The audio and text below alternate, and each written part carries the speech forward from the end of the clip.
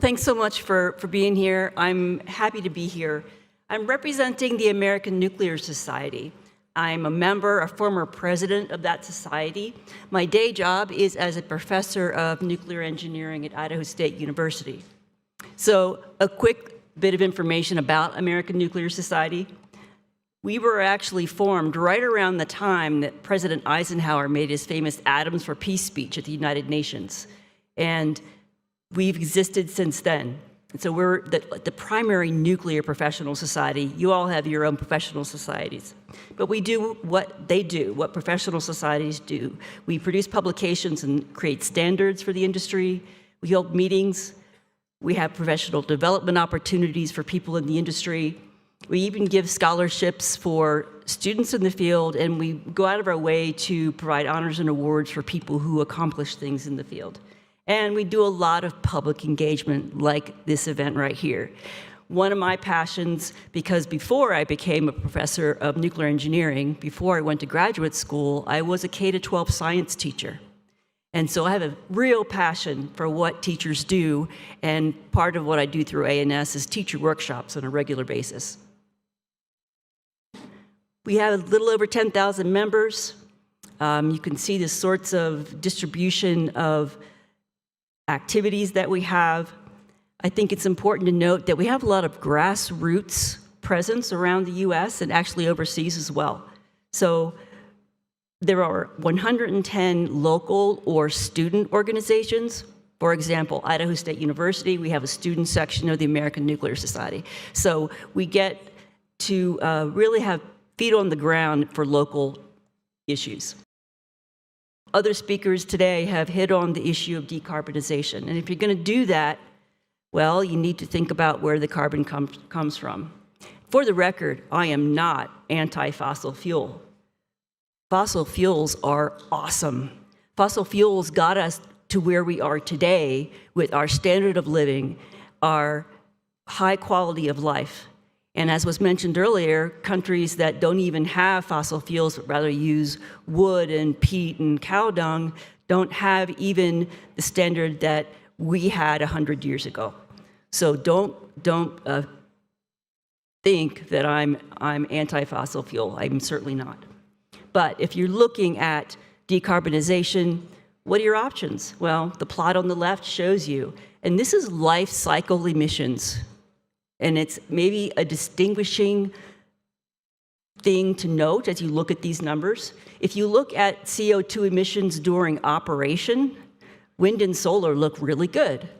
But if you look at life cycle, then you have to look at literally from the time you're mining the heavy metals and the rare earth metals that you need to disposal. Wind and solar don't end up being as clean as you might think. And nuclear is really very viable in terms of not giving off CO2 across the life cycle, and it's reliable, 24/7.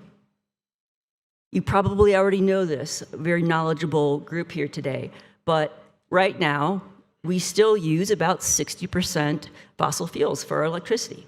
It makes perfect sense. They're readily available, they're inexpensive.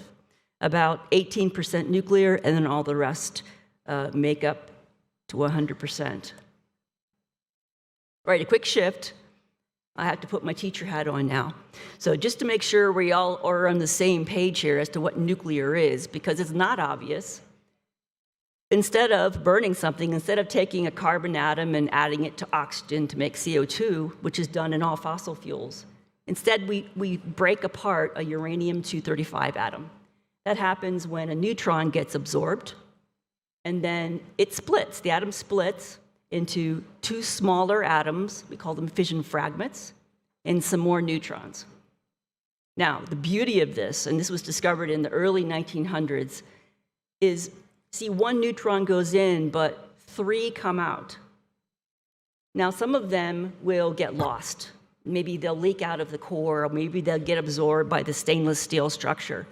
But on average, one of those will go on to cause a new fission. And all you have to do is get that first neutron in there. We call that a chain reaction. So the job of a nuclear engineer is to set up the system to promote this chain reaction. That's where the heat comes from. Instead of burning, the heat comes from this fission process. So you could take, very simplistically, you could take a coal burner, and that coal is burned to produce heat, to boil water, to make steam, to spin the turbines, to spin the generator, to make electricity. Well, just replace that coal burner with a nuclear reactor. Create heat, boils the water, spins the turbine, spins the generator, makes electricity. Same idea, it's just a source of heat. The beauty of nuclear, however, is its energy density. And that's density with all capital letters, underlined and bolded. Density.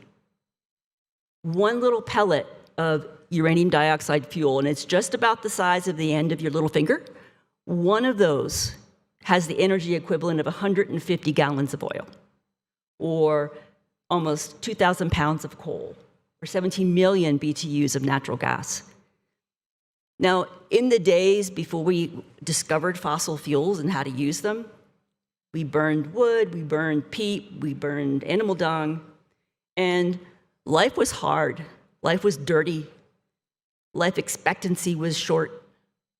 When we shifted to the more energy-dense fossil fuels, all of a sudden now we had more energy, and we didn't have to spend long hours every day cutting wood and gathering fuel. We could go to a factory and work because they had the energy, and lives got better.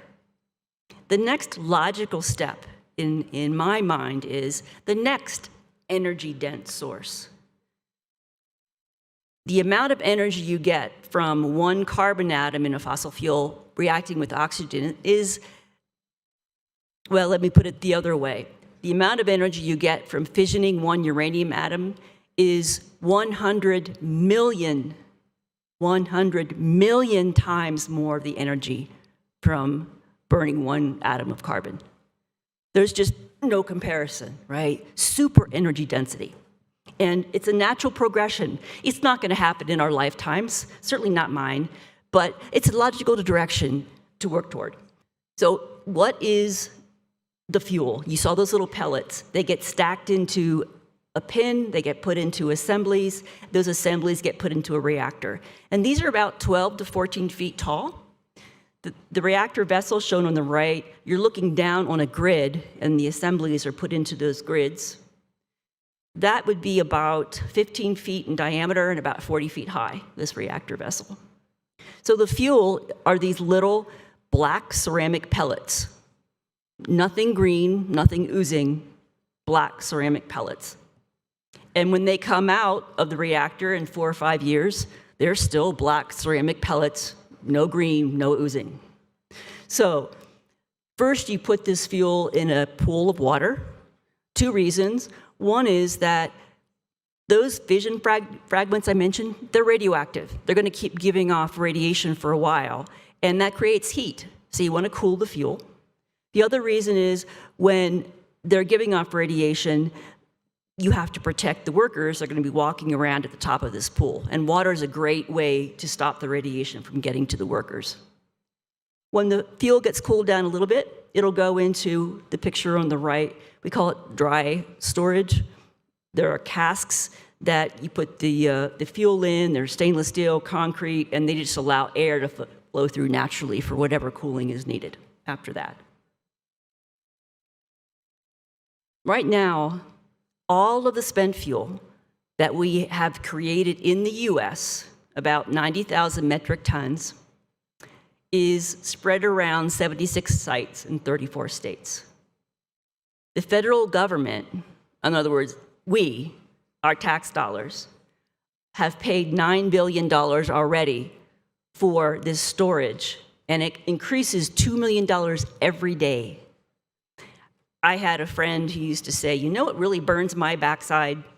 You know, what is that, Bill? Well, flames about this high. Well, this really burns my backside because it is money that is being spent from our tax dollars to pay for the fact that the federal government was supposed to have taken ownership of this fuel decades ago by law, but they haven't. And so the utilities have been suing the government, and now they're paying for it through our tax dollars. But there is a solution to this. We know how to do it. We have the technology. We know how to safely store this fuel, and we've been doing it for 60 years. Okay, what you should know about spent nuclear fuel or used nuclear fuel. Nuclear is the cleanest type of power production, and I will stand on that. I will stand on the stats. I'll show you plots if you're interested, but I mean clean in every aspect, and clean, reliable as well. And it produces the least waste of any type of power production. Spent fuel is very safely stored right now at those sites I mentioned. And this was in Newsweek last year. I thought it was a great angle that a worker at 3 Mile Island was very pregnant, and she decided to sidle up to one of the used fuel dry storage just to prove, look, this is not dangerous stuff. Would I do this if I thought it would harm my baby? And I did the same thing both times I was pregnant. I went to work. I worked at a nuclear facility. Would I have done that if I thought it was dangerous? It's not. And remember that no matter how you produce electricity, you will have waste. Wind and solar have waste. You can't get around that. That's sort of the laws of reality. What you see here is just a comparison of waste that's produced.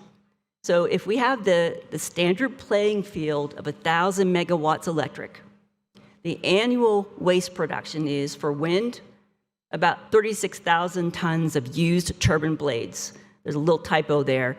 The first bullet should be 36,000 tons of used turbine blades. And there's an assumption with that number is that everything else would be recycled. And that is a big, hairy assumption, because that's not happening. The numbers in parentheses there, it's capacity factor. In other words, what % of the time do these plants actually put out electricity? So for wind, maybe 32% of the time. Coal, probably about 60% of the time, and they make 62,000 tons of sulfur dioxide, SO2, released into the air, and over 1,000 tons of coal fly ash. Solar, maybe 23% of the time are producing electricity, over 10,000 tons of used panels. They have about a 20-year life. And all the time that they're operating, and even after operation, they're leaching heavy metals into the soil whenever they get wet from rain. And cadmium is one of those heavy metals that is constantly being leached. Nuclear has this incredible capacity factor in the US, about 93% of the time. We make 20 tons of used fuel, 175 tons of leftover uranium after we make the fuel, 500 cubic meters of low-level waste. Now, these numbers may have absolutely no significance to you, and I don't blame you. Look at the difference, is my point. Tens of thousands of tons in the other three, 20 tons for nuclear. It's a really small amount of waste. It is, however, very political waste. We have decided in the US, we're going to put this waste into a deep geologic repository. The picture shown here of Finland has the same design. Any country who's gotten to the point where they made a decision about what they're going to do with their used fuel, they've all said, yeah, deep geologic repository. And that idea has been around since the 1950s. We actually have, in the US, a deep geologic repository. We're the only country that does. It's in New Mexico. It's called the Waste Isolation Pilot Plant. But that legally is restricted to certain types of waste. It's not slated to accept this used fuel. We know how to do it. What the Department of Energy is looking for in the interim is to bring that fuel from all those 74 sites to just a few locations so they can better monitor what's happening, and they can get rid of some of the money that they're now paying to the utilities. In 2012, the Obama administration put together a commission to study this issue, and one of the things they recommended was this consolidated interim storage idea. And doing that via a consent-based siting process. Instead of it being imposed on a community would learn about it and weigh the pros and cons, propose some benefits, and be a well-informed, interested participant in the process. So here's just artist rendition of a consolidated storage. Again, it's meant to bring the fuel from all the different sites. That gets rid of that contractual problem with the federal government, reduces that financial burden. It also allows some of the land where power plants used to be to now be used for something else. There are actually sites in the US where you can't even tell there was a power plant there anymore. Everything's gone except there's this concrete pad with these storage things on it. And so that costs money, right? It's guns and guards and fences and stuff. You have to constantly watch the fuel. And job creation is a big thing as well for this interim storage. So the idea would be you pick up fuel from where it is now, you transport it by a specialty package on a rail car to the interim storage facility. You can find on YouTube, if you look, the videos showing how these special casks were tested. They're a lot of fun. I mean, they run them into a brick wall, they drop them from 50 feet onto a steel spike, they set them on fire, put them underwater. I mean, these are super strong things, and we've been using them for years. The idea is we used consent-based siting to get to that consolidated interim storage location. You can see where there is spent fuel around the world, and this process, it's been funded by Congress since 21, is to develop a process for consent-based siting, and that's what we're doing now. We're in phase 1B of developing that process, and then start talking about what sites might work. And that's not even going to start until 2026. And there are off-ramps at all these phases that can be used by communities who are just kind of interested. So the American Nuclear Society has a sort of subcontract with the Department of Energy to help develop this process. We're working with a number of minority-serving institutions that are listed here. And we're looking to identify strengths of the stakeholders and then looking for what would be required of these communities. The idea is community engagement is key. Talk to local groups, and not just government officials, but labor unions and civic organizations and faith-based organizations. What are the interests? What are the concerns? What are the desires for generating economic benefits? Because there can be negotiations. Hey, we'll site your facility, but we want X, Y, and Z, and that'll make our community better. Communities can apply for these grants, and here is a link for you to use if you like, to consider applying for one. I mean, you can use this money in a lot of different ways. The idea is maybe you work with one of these minority-serving institutions or ANS, and you create events that would be of value to your community. Maybe you hold a group discussion on what consent-based siting is, or you tour a nuclear facility just to understand what the heck a nuclear facility is. Screen a documentary, talk with experts, maybe host an expert lecture, and propose something that works for you if none of the above is of interest. So with that, I want to allow some time for Q&A. I encourage you, if you're interested in the world of nuclear, we put out a daily news brief, and you can sign up for free. You don't have to be a member.